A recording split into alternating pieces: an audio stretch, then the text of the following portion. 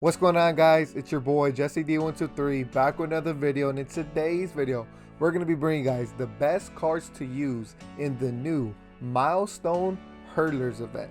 Drop a like if you guys are excited, man. If you guys have not clicked that subscribe button yet, please consider doing so. We're on a road to 2.2k subs. If you guys don't see that number at 2.2k yet, please be the cool guy, girl that helps us get that much closer. I really appreciate it. Before we hop into today's video, though, you guys know we got to give today's comment shout out to these four legends. Shout out to my boy Evan for being the first person. Shout out to my boy Tom Bomb for being the second. Shout out to my boy Checkers01 for being the third person. And finally, shout out to my boy Lord for being the fourth person. So without further ado, man, let's get right into today's video. The best cards to use for the Milestone Hurlers event. As you guys can see on your guys' screen right now, this is part 1 of 1. So once this event goes away on November 16th at 11 a.m., it's not coming back, and you guys cannot get that Dennis Eckersley. So remember, try to get that. I think you get him at 25 wins, if I'm not mistaken, right? You guys get some good rewards as well, man. Some good some decent headliners, event rewind packs, and at 25 wins, you get the no-hitter Dennis Eckersley milestone card, which looks pretty interesting, man. Dennis Eckersley as a starter, that's kind of new. That's kind of new, if I'm gonna be honest with you. The event caps out at 50 wins. So this is basically what the rules are, guys. Milestone Series pitchers versus tops now hitters, or common players. Max team overall 99, 3 inning games, and the difficulty is on Hall of Fame, guys. It's not All-Star, it is on Hall of Fame. All right, guys, so let's just hop right into it. The best cards to use. Now, personally, guys, my starting pitching I think is the best. Maybe you guys should follow that if you guys don't think so. There's something I should tell you guys as well. The no-hitter cards, guys, the milestone no-hitter cards, aim to use those cards because those cards have the highest hits per 9, which means the PCI is going to be as small as it can be, and that's what you guys want. So we're using the Bob Gibson card. Now this guy has 108 hits per 9, which is really good, honestly. He has a sinker slider, four-seam, and throws very hard, and he does have a funky windup. A lot of people probably gonna be using Bob Feller, but to me he just takes too long to throw the ball. Bob Gibson gets the job done. I really like Bob Gibson in this game. Now we're going to be rolling with my boy Al Leiter to the no-hitter milestone card. He has 118 hits per 9, which is amazing. He's got that sinker, cutter, curveball, slider, four-seam. This card is disgusting, guys. And if you guys don't have him yet, please go try to pick him up on the market. He's expensive, though. So if you guys have the stuff to waste, by all means.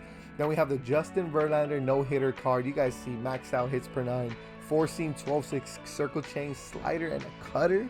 And he also has the freaking outlier on that four-seam. Very good card, man. Next we have the Cole Hamill's no-hitter card as well, 115 hits per 9 with the four-seam, circle change, sinker, sweeping curve, and a cutter. My goodness, this card is really good.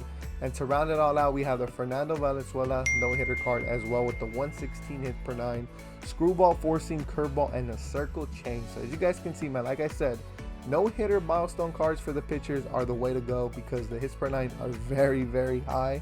One more thing I do want to mention as well, guys.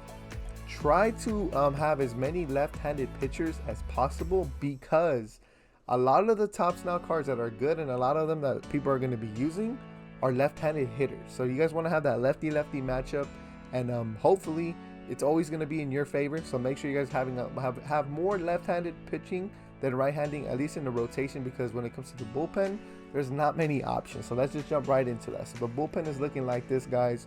We have Yuri's Familia, the milestone card, obviously. Edwin Diaz. We got Lee Smith, which is very vital. Lee Smith is really good. Troy Percival. We got John Franco, which is the only lefty in our bullpen. Now John Franco, he's nasty. He has that 5-pitch with a screwball, and he's freaking in the bullpen. Like, my goodness. Then we got the Mariano Rivera card, the Trevor Hoffman card, and to round it all out, we have the Kenley Jansen card. Now, a notable card to mention that I do not have is that Goose Gossage card from, I believe it's the Milestone the Cubs card. That card's going for a lot of stubs, and if you guys have it, by all means use it.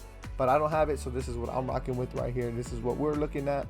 But John Franco, I think he's the only left-handed milestone relief pitcher. I could be wrong on that.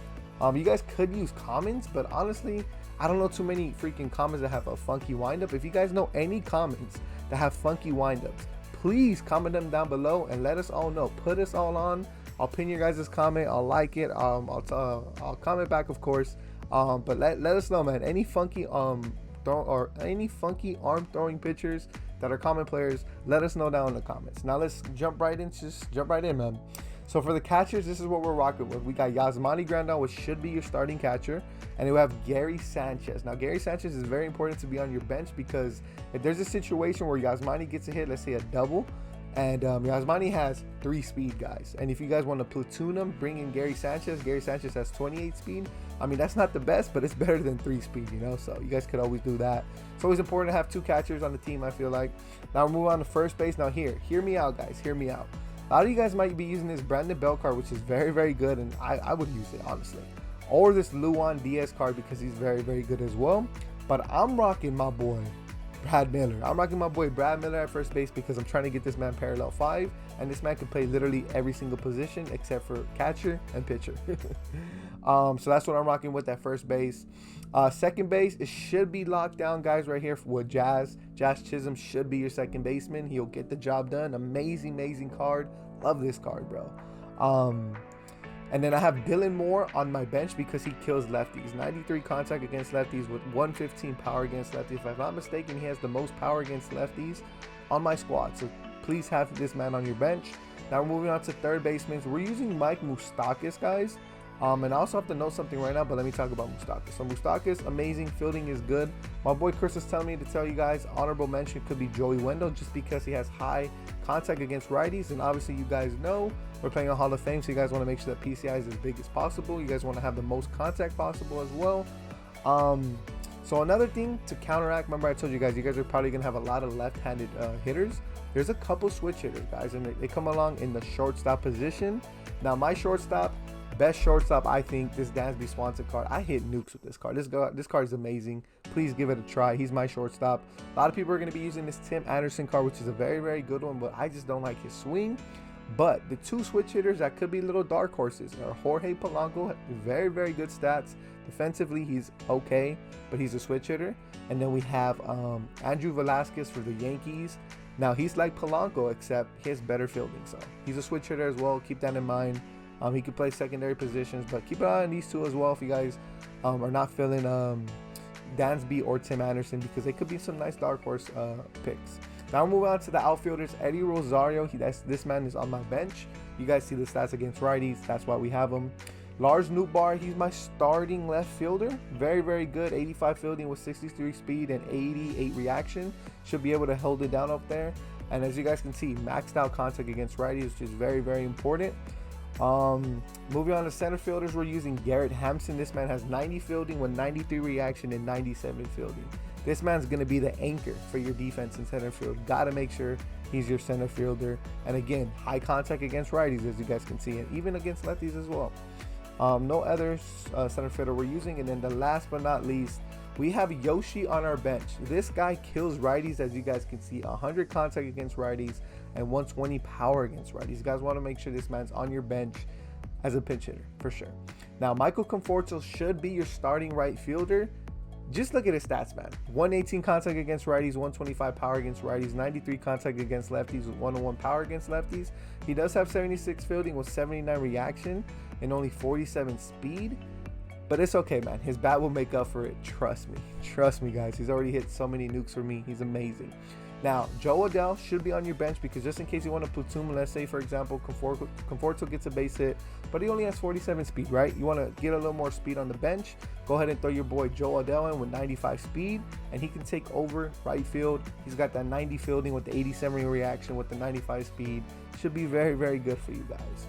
Now, I think that's pretty much it, guys. So yeah, those are the best cards to use for this event. Now this event ends, let's see, this event ends in 9 days, guys. 9 days from when this video is going live. So 9 days you guys have to grind to get this. It should be very, very easy though. Every game I was playing, pretty much I got a rage quit, or literally I scored a run and then they quit. So a lot of people might not be grinding this event too much.